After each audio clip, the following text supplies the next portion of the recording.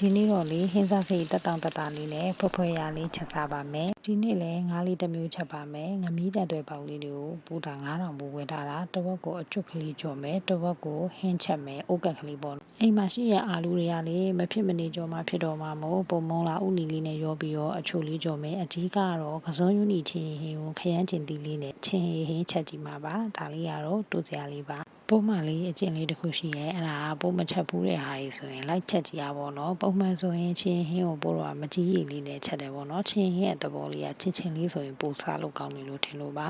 ဒီနေ့ကခရမ်းကျင်သီးနဲ့ချင်းဟင်းချက်တာလေးကိုပို့တွေ့ရပေါ့နော်အဲ့တော့လိုက်ချက်ကြည့်ရပါချင်းဟင်းဆိုရင်တော့ပိုကစီတက်မချက်ဘူးအထီးကစီရများတာကိုမကြိုက်လို့ပါကစုံယူနီထဲတယ်ခရမ်းချင်သီးကိုတော်တော်များများလေးထဲတယ်စားထဲတယ်မှုဟင်းငမုံထဲတယ်အယောင်တင်မုံထဲတယ်နည်းနည်းမုံထဲတယ်ပစွန်ချောင်းမှုံလေးထဲပေါ့နော်ပြီးတော့ပိုးတီတီချာချာလေးလုံးပေးလိုက်ပါတယ်ခရမ်းကျင်သီးနဲ့ချင်းချက်တာလေးပို့တော့မကြိုက်ဘူးသူကဘလိုမျိုးလဲဆိုတော့ခရမ်းကျင်သီးအဖောက်ကိုစားမှချင်းနဲ့ရတာရရပေါ့နော်ပိုးကချင်းဟင်းလေးဆိုရင်အရေးလေးမှာအစားချင်းလေးဖြစ်တာကိုကြိုက်တယ်ပေါ့နော်အဲ့တော့ပိုးမကြီးမိတ်လေးနည်းနည်းထပ်ထည့်လိုက်ပါတယ်တယောက်နဲ့တယောက်ကတော့အကြိုက်မတူနိုင်ဘူးပေါ့နော်ချင်းဟင်းတော့စားခြင်းနဲ့ဒါပေမဲ့တိတ်မရှင်းတာလေးစားခြင်းနဲ့ဆိုရင်တော့ခရမ်းကျင်သီးနဲ့ချက်တာအဆင်ပြေပေမဲ့ချင်းဟင်းလေးကိုအီပြေလေးပေါ့နော်အဲ့လိုမျိုးလေးစားခြင်းနဲ့ဆိုရင်တော့မကြီးမိတ်လေးကပို့ပြီးတော့လိုက်တယ်လို့ထင်ပါတယ်ပိုးကတော့မကြီးမိတ်လေးထပ်ထည့်လိုက်တော့ perfect ဖြစ်သွားပြီပေါ့နော်ဒါဆိုရင်ချင်းဟင်းလေးတစ်ခွက်ရပါပြီ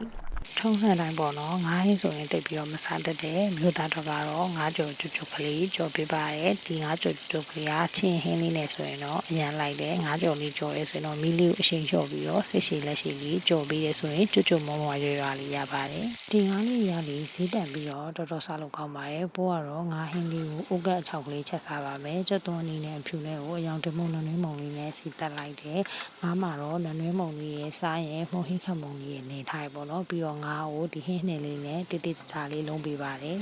ပြီးရင်ငါးကြက်သွားအောင်ယူလေးလေးနည်းနည်းထည့်လိုက်ပါတယ်ဒီရေလေးပြန်ပေါ်လာပြီဆိုရင်ဒါငါးဟင်းလေးရပါပြီပိုးကလေးပသိမ့်သူဆိုတော့ငါးဟင်းတော့အရန်ကြိုက်တယ်အဲ့လိုမျိုးငါးလေးဆိုရင်ဥကလေးချက်တာငါးအကောင်တစ်လေးဆိုရင်တော်တော်ကြိုက်တယ်ပေါ့နော်အပေါ်ကနေမှုရအောင်လို့နည်းနည်းမင်းနဲ့ငရုတ်တီစိမ့်လေးအုပ်လိုက်ပါတယ်ဒါဆိုရင်တော့ငမီးတန်တွေလေးကိုဥကချက်ထားရဲ့ငါးမှုမွေးလေးရပါပြီငါးလေးတွေကလက်တော့တော်တော်လေးကိုစားလို့ကောင်းပါတယ်အာလူးလေးနဲ့မော်လောင်းနေလို့လည်းကြာရုပ်လေးနဲ့အချိုလေးနှပ်ပါတယ်အဆက်လေးတစ်ခုကတော့ငရုတ်သီးစားထောင်းလေးပဲလွယ်လွယ်ကူကူလုပ်လိုက်ပါတယ်ဒီနေ့ဟင်တွေလေးကတမိုးတင်ပြီးတော့တော်တော်လေးကိုထမင်းမိန်နဲ့ဟင်တွေလေးပါပဲရှင်